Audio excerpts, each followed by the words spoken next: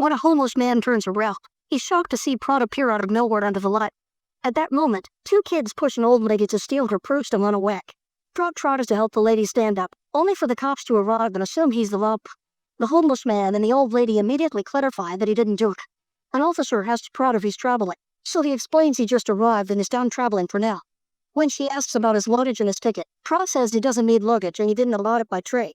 Next, the cop asks him to remove his sunglasses, but he refuses because this planet is really bright. These strange answers cause the cops to arrest him.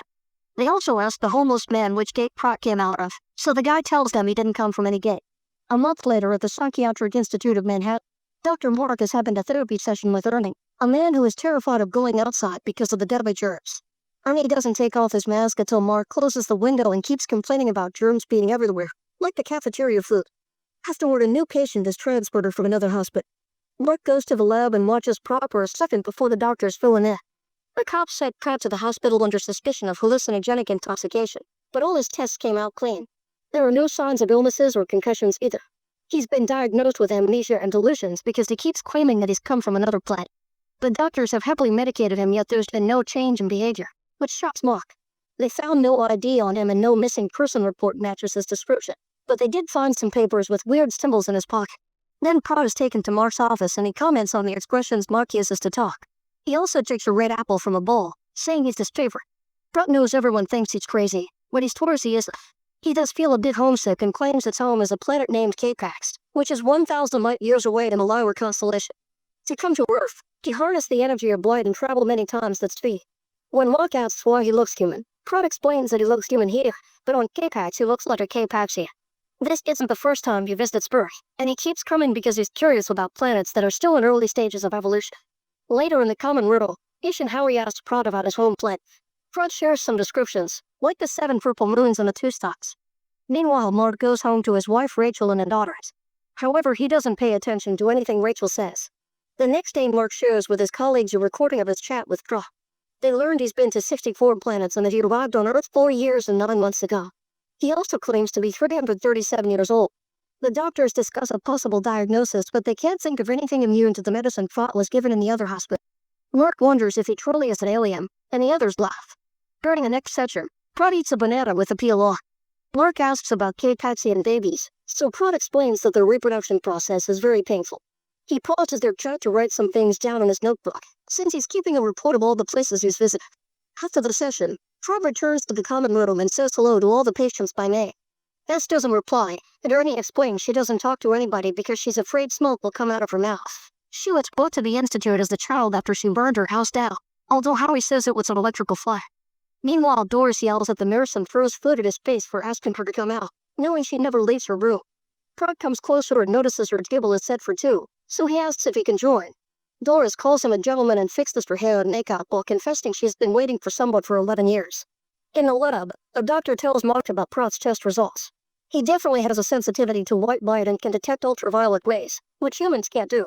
During the next session, Mark turns off the lights and shuts the blinds, so Prot finally takes off his sunglasses. Mark asks him about his family, but Prot reveals that on his planet children are raised by everyone and there are no families. There is no marriage, no government, and no laws either. They don't punish people who do wrong things because an eye for an eye is seen as the stupid policy. During a family meeting, Mark talks to his brother-in-law Steve, who is an astronomer. He asks him for some difficult questions that he can use to challenge Prot's story. Sometime later, a nurse informs Mark that Howie hasn't moved from the window in hours. When Mark checks on it, Howie explains he's looking for the bluebird of happiness. He says that Prot told him to do so as the first of 3 tasks. If he completes them, he'll be cured. Mark then looks out the window and is shocked to see that Prot has managed to bring Ernie to the garden. He rushes outside and scolds Prot for interfering with the people's treatments, pointing out that Prot is a patient and he is the doctor. Prot wonders why Mark hasn't healed anyone then and hands them some papers with the answers to all the astronomy questions. When Steve receives all the answers, he's stuck to read them all as Prot notices things that a mere hobbyist with a telescope can't know. He calls Mark to tell him all this and Mark asks if any astrophysicists are missing, but Steve doesn't know of any. As days pass, Mark becomes obsessed with Prot's case and grows frustrated because there isn't any progress. He even works on a case at home and ignores his family. One evening, Mark decides to take Prot to the observatory and the scientists there ask him a bunch of questions. They want to see how he travels through light and Prot simply blinks, saying he left and already came back. The scientists don't take him seriously and ask more questions, so Prot uses their equipment to draw a map of various solar systems and adds some equations that solve a few astronomy problems that humans have been unable to explain. Everyone is in shock and they don't understand how he could know these things. In the institute, Howie finally sees the blue bird and yells in excitement. He starts gathering all the patients and employees and soon a crowd is happily gathering around the window. When Mark checks on all the commercials, he's shocked to see that even Doris has come out to look at the bird. In the evening, Bess visits Prot and says he's the bluebird. Sometime later, Sal asks Prot to teach him how to light travel because he wants to leave.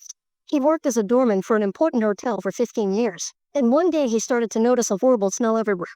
They sent him to the institute and he's been here for the past 10 years.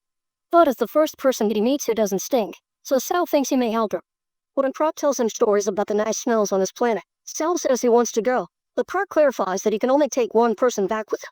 Soon Mark learns that almost every patient thinks they're going to K-PAX. Prot assures him that he's told everyone he can only take one person and announces he's leaving on July 27th at 5:51. He chose that date for safety reasons. That night, Mark is startled awake by a realization. Ignoring his family, he rushes to his office and checks the recording of Prot's sessions. He said he arrived on Earth 4 years, 9 months, and 3 days ago. Mark does the math and confirms that July 27th will be the 5th year. That's why Prot wants to leave on that date. He theorizes that a traumatizing event must have happened to him on that date. Rachel scolds him for working at this hour and leaves his office in a house. On the 4th of July, Mark's family has another gathering and he invites Prot to join them. Prot immediately befriends the family dog, who never liked anyone before. He proceeds to translate what the dog is saying so the kids can start treating him better. During lunch, there's a special vegetarian dish just for him since he doesn't eat meat. Prot has a great time and by looking at some photographs, he learns that Mark is the son from his first marriage who doesn't talk to him anymore. He tells Rachel that there are no families on his planet and she thinks he's missing something very important. While Prot helps one of the girls on the swing, the other kids turn on the sprinklers and the noise makes Prot freeze. The girl tries to make him play too, but Prot pulls her back, saying they shouldn't get in the water. As the men of the family run to hold Prot down, Rachel takes her daughter away. A nurse gets the sedative ready, but Prot finally calms down when they turn off the sprinklers. He mentions apple pie and walks to the table as if nothing had happened. The next day Mark has to explain to his boss that it was all an accident and swears that Prot isn't dangerous. He theorizes that the water must have triggered a memory of a traumatic incident and wants to do a regression exercise. It may be too dangerous, but he feels like he's running out of time. Mark goes looking for Prot and the other patients tell him that he left to visit a few more countries before his departure. The whole team of doctors panics when they confirm that Prot isn't in the building, so they call the authorities. 3 nights later Mark keeps calling shelters to no avail and ends up falling asleep on his desk. The next morning, Mark looks out the window and finds Prot casually resting in a tree. Prot claims he's visited many countries and points out that he did announce he was leaving. When Mark mentions hypnosis, Prot turns him down, but Mark says that if he doesn't do it, his superiors will fill him up with sedatives. While the other doctors walk from behind the window, Mark proceeds to hypnotize Prot and asks him about important events of his childhood. Prot remembers the funeral of his best friend's father but doesn't recall the man's name. This father got hurt in a slaughterhouse where he worked and died later, but Prot refuses to say the location. He clearly feels very uncomfortable and his pulse rate starts going up very quickly. Mark asks a question to visit another memory and Prot calms down. He mentions that he and his best friend used to look at the stars together with his dad's telescope, and he still insists that he's an alien. His best friend isn't doing very well now. That's why Prot came back. Seeing that his patient is starting to feel uncomfortable again, Mark decides to wake him up and Prot doesn't realize that the hypnosis already happened. Afterward, Mark asks his secretary to search for slaughterhouses in rural areas with clear night skies. Meanwhile, the patients are arguing over who will get to leave with Prot, so Howie comes up with an idea. They'll have to write an essay proving why they must be chosen, and Prot agrees to read them all. Soon Prot agrees to be hypnotized again. He thinks he's with his best friend in 1985 but refuses to say the other boy's name, so Mark decides to call him Pete. Back then, Pete was 17 and Prot was 175. Pete had a pregnant girlfriend named Sarah and was panicking about his future. Prot starts getting uncomfortable again, so Mark asks for a different memory. In 1991, Prot came back to visit Pete, who was working at the slaughterhouse and got married to Sarah. Sometime later, Mark is called to check on Ernie in the infirmary because Howie tried to kill him in his sleep. Mark is worried, but Ernie assures him he's fine, even saying it was wonderful. While Howie was choking him, Ernie stopped breathing, so Howie rushed him to the infirmary and brought him back to life.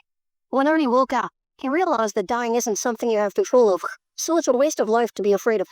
Now Ernie feels great and is ready to do riskier things like eating fish with dogs. Next, Mark checks on Howie, who guessed that he's cured. He says that this was the second task from Prot and he only needs one more to be cured too. The following day, Mark hypnotizes Prot again and mentions the date July 27, 1996. Prot says he's on K-PAX, but he feels something is wrong with Pete, so he immediately travels to Earth. He finds Pete jumping into the river to set off the leak because of something horrible that happened, but Prot refuses to say what. His vitals start going freezing, yet Mark refuses to wake him up because he wants answers. Suddenly Prot pushes Mark off and falls to his knees to have a huge breakdown. The nurses rush in to sedate him, but Mark stops them and carefully approaches Prot to wake him up. Some things fell from Prot's pockets during the incident, so Mark picks them up. On his way home, Mark realizes he still has Prot's pencil in his pocket. Looking at it, he finds the number 505 and the word Salva. He rushes to a payphone to make some calls and confirms that 505 is the area code to New Mexico. After realizing that Salva stands for Salvation Army, he returns to the office to put this information together with his secretary's research. While searching for a place with a river, a slaughterhouse, and a Salvation Army, they find Guadalupe County. On the news for July 27, 1996, they read that a man named Robert Porter. Mark immediately flies to Guadalupe County and asks the sheriff about the case. Robert had been smart and kind, and he lived outside of town with his wife and child. The sheriff takes Mark to Robert's old house and tells him what happened. A criminal broke into the house and took advantage of Robert's wife before killing both her and the dog. When Robert came home from work, he found the bodies of his loved ones and snapped so badly that he killed the criminal by breaking his neck. Outside the house, Mark finds sprinklers in a swing just like his own garden, and imagines Robert washing his blood-stained hands there. Next, the sheriff takes Mark to the river and shows him where they found Robert's clothes. They think he self-deleted, but the body was never found. On July 27th, the patients are having a little party to gather all the essays and say goodbye to Prot. Mark calls into his office for a last drink. Prot says that nobody misses him back on K-PAX, but he gets the feeling that he'll be missed on her. He tells Mark to call his son and fix things. Mark then showed us in a high school yearbook with a photo of Robert Porter, confirming they look exactly the same. When Mark says they're the same person, Prot denies it and asks Mark to take care of Robert out of his dog. Afterward, Prot joins the party. Sal wants to know who is the chosen one, and Prot says they'll get extra points for going to bed early, so everyone rushes to their rooms. On their way out, Bess drops her crumpled essay on the table. Howie stays to ask for his last task, so Prot tells him to stay here and be prepared for anything. Then Howie gives him the essays before going to his room too, and Prot adds Bess' abandoned paper of the pot. Meanwhile, Mark is visited by Rachel, who has brought him food. He's grateful and tries to be a better husband. In the middle of the night, lights flicker above the city. A few hours later, Mark realizes he's overslept and it's almost 5:51. As he rushes downstairs, he notices that the sun is slowly coming out and realizes that Prot sure sunrise is his departure time. In his room, Prot takes off his glasses and stares at the window. The nurse guarding the door notices this movie, but at that moment the security cameras stop working. By the time Mark makes it to the room, he can't see Prot anywhere. A closer look reveals his unconscious body under the bed. The nurses take the body out on a stretcher and the other patients are confused because they don't see him as Prot anymore. Ernie points out that Prot is gone, and the group suddenly realizes that Bess has disappeared. They run to her room and find her essay on the bed. Howie reads it to confirm that she was the chosen one, and the last page shows the message, "I have no home." As days pass, Mark continues to take care of Robert's catatonic body because Prot asked him to. The man does a lot, but he won't move or talk. It turns out Prot was an alien who used his best friend's body and for his self-deletion to visit Earth. Robert's personality only came out when the trauma was triggered by the sprinklers and hypnosis. Prot said he could only take one person to K-PAX because he needed a new body. Mark tells Robert stories of how all the patients are doing better thanks to him, and shares that Bess was never found. After work, Mark goes to the station and finally is brave enough to reunite with his son.